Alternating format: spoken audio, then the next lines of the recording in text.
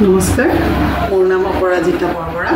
মই অসম ৰাজ্যিক চিৰিয়াখানাত এজ আ বটানিষ্ট মই কাম কৰোঁ আৰু আজি মই চিৰিয়াখানাৰ বিষয়ে দুআষাৰমান ক'ব খুজিছোঁ আগতে চিৰিয়াখানা সম্পৰ্কে আমাৰ ধাৰণা আছিল যে ইয়াত আমি খালি এণ্টাৰটেইনমেণ্ট বা আমাৰ আমি ভাল পাওঁ আহি সময় কটাওঁ সেইটো নহয় কিন্তু বৰ্তমান বৈজ্ঞানিক যুগত চিৰিয়াখানাৰ ধাৰণাটো অলপ সলনি হৈছে চিৰিয়াখানা মানে কেৱল আমাৰ মানুহৰ কেৱল এণ্টাৰটেইনমেণ্টটোৱেই কাম নহয় ইয়াৰ এডুকেশ্যন আমি তাৰ পৰা কি শিক্ষা আহৰণ কৰিব পাৰোঁ আৰু ব্ৰিডিং আমি ইয়াত আমি বংশ বিস্তাৰ কৰিব পাৰিছোঁ নাই সেই এটা বহুত ডাঙৰ কথা তাৰ লগতে আমি সংৰক্ষণ সেইবোৰ বস্তুৰ ওপৰত আমি গুৰুত্ব আৰোপ কৰিব লাগে আমি বিগত প্ৰায় ২৭ বছৰ মানেই হ'ল মোৰ ইয়াত চাকৰি কৰা ইয়াত কেতিয়াবা দেখিবলৈ পাওঁ যে কিছুমান লোকে জন্তুটো দেখা নোপোৱাৰ কাৰণে মনত ক্ষোভ হয় আৰু তাৰ পৰিৱৰ্তে যেতিয়া দেখা নাপায় শিলগুটি বা কিবা কিবি বস্তু মাৰি জগাই বা তাক চাবলৈ চেষ্টা কৰে কিছুমানে লগতে খোৱা বস্তু দিয়ে কিন্তু প্ৰকৃতাৰ্থত ক'বলৈ গ'লে মই ইয়াৰ পৰা এইটোকে আহ্বানেই জনাব বিচাৰিছোঁ দৰ্শনাৰ্থীসকলক এইবোৰ কৰা অনুচিত কাৰণ আজিকালি জন্তুটো আমি এনেকৈ ৰাখোঁ যে জন্তুটোৰ নিজৰ এটা প্ৰাইভেট লাইফ থাকে গতিকে সি জন্তুটোৱে যেতিয়া ৰেষ্ট লৈ থাকে বা সেইখিনি সময়ত দেখা নাপালেও জন্তুটোক কষ্ট দিয়া উচিত নহয় আৰু খোৱা সম্পৰ্কে মই এইটোৱে কওঁ যিহেতু চিৰিয়াখানাত যেতিয়া এই জন্তুবোৰ থাকে তেতিয়া আমি তেওঁলোকক আমি খোৱা বস্তু পৰ্যাপ্ত পৰিমাণে দিয়া হয় কেনেকৈ দিয়া হয়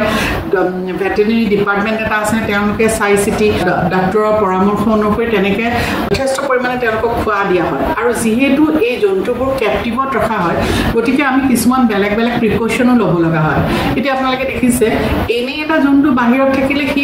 বহুত ধৰণে সি নিজকে ছাৰ্ভাইভ কৰিব পাৰিব কিন্তু ইয়াত যেতিয়া কেপটিভত জন্তু এটা থাকিব তেতিয়া তাক আমি কিছুমান ফেচিলিটি আমি দিবই লাগিব ছাপ'জ এতিয়া বহুত গৰম পৰিল তেতিয়া আমি কি কৰোঁ কেতিয়াবা সি খাবলৈ মন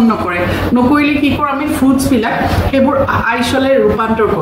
কৰি তাহাঁতক দলিয়াই দিয়া হয় যাতে সিহঁতি চুপি সিহঁতৰ গৰমটো কমাই সেনেকৈ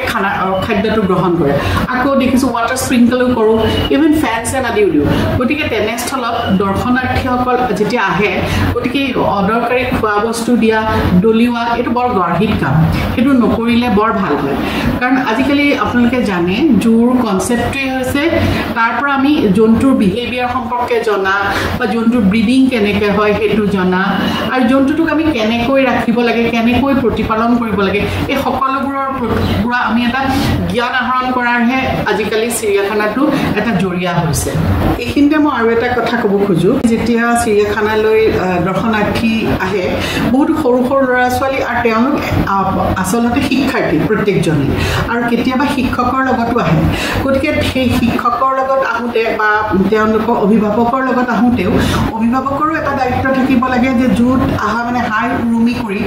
জন্তুবিলাকক আমনি কৰি চোৱাটো উচিত নহয় তাতকৈ জন্তুৰ আমি বিহেভিয়াৰবিলাক আমি যদি শিকিব পাৰোঁ কেনেকৈ এটা জন্তুৱে খায় কেনেকৈ মনে মনে তাক অধ্যয়ন কৰিব পাৰিলে ভাল হয় আমি দেখোঁ বহুতে শুনো কাজিৰঙাত এতিয়া বিদেশী যিবোৰ পৰ্যটক আহে তেওঁলোকে এটা জন্তু চাবলৈ বহুত দেৰি লগায় কিন্তু জন্তুটো দেখা নাপালে বুলি জন্তুটোক আমনি কৰি সেই কামবিলাক নকৰে গতিকে আমিও তেওঁলোকৰ পৰা এইবোৰ শিক্ষা লোৱা উচিত যদি ছাপ'জ ভালুকটো আমি চাবলৈ আহিলোঁ সেই সময়ত গৰমত যদি আমি ভালুকটো দেখা নাপাওঁ ভালুকটোও হয়তো জিৰণি লৈ গছৰ খুৰুঙত বা ক'ৰবাত সোমাইছে কিন্তু তাক চাবলৈ আমি তাক খং তুলি সেইটো কৰাতকৈ আমি অলপ ধৈৰ্য ধৰি অলপ অপেক্ষা কৰি সেই জন্তুটো চোৱাৰ ইচ্ছা কৰিলে বেছি ভাল আৰু তেনে কৰিলে আমি জন্তুটোৱে কেনেধৰণৰ ব্যৱহাৰ কৰে কি খায় কেনেকুৱা কৰে সেইটো অধ্যয়ন কৰিবলৈ আমাৰ সুবিধা হয় গতিকে এইখিনিতে মই এটা অনুৰোধ কৰিম অভিভাৱকসকল আৰু কোনোবা যদি শিক্ষক শিক্ষয়িত্ৰীৰ লগতো আহে তেওঁলোকে যাতে এই ছাত্ৰ ছাত্ৰী বা ল'ৰা ছোৱালীক এইখিনি জ্ঞান দিয়ে এইখিনিৰ পৰা চিৰিয়াখানাৰ লগতে বাকী তেওঁলোকো উপকৃত হ'ব আৰু তেওঁলোকেও বহু কথা শিকিবলৈ সুযোগ পাব আপোনালোকে জানে যে গুৱাহাটীৰ যিখন চিৰিয়াখানা সেইখন এখন সৰ্বশ্ৰেষ্ঠ চিৰিয়াখানা ভাৰতৰ কেইবাখন চিৰিয়াখানাৰ ভিতৰত এইখন এখন অন্যতম আৰু ইয়াৰ যিটো আপোনাৰ ভৌগোলিক স্থিতি ইয়াত পাহাৰো পাব পুখুৰী সদৃশ হেৰি জলাশয়ো আছে গতিকে এটা খুব সুন্দৰ এখন জু আৰু এতিয়া আমাৰ অসমৰ মাননীয় মুখ্যমন্ত্ৰীয়ে জুখন আৰু নতুন ৰূপত সজাবলৈ চেষ্টা কৰিছে ইয়াত আমি এজন কৰ্মচাৰী হিচাপে কাম কৰোঁ আৰু ইয়াৰ সৰ্বাংগীন উন্নতি হোৱাটো বিচাৰোঁ কিন্তু তাৰ লগতে যদি জনসাধাৰণৰ সহায় সহযোগিতা হয় আৰু জনসাধাৰণৰ যোগাত্মক উপদেশ থাকে সেইটোৱে ইয়াত আৰু উন্নতি কৰিবলৈ বহুত সুবিধা পোৱা যায় গতিকে মই ইয়াৰ জৰিয়তে আপোনালোক সকলোকে অনুৰোধ কৰিম যাতে যিখিনি আমি ক'লোঁ যে জন্তুক দিগদাৰ কৰিব নালাগে সেইখিনি সৰু সৰু নিয়ম মানি খোৱা বস্তু দিব নালাগে শিলগুটি দলিয়াব নালাগে এনেকুৱা সাধাৰণ বস্তুখিনি আমি মনত ৰাখি চিৰিয়াখানা চাবলৈ আহিলে চিৰিয়াখানাৰ লগতে নিজৰো বহুত শিক্ষাও গ্ৰহণ কৰিব পাৰোঁ আৰু চিৰিয়াখানাখনৰো বহুত উন্নতি হয় ধন্যবাদ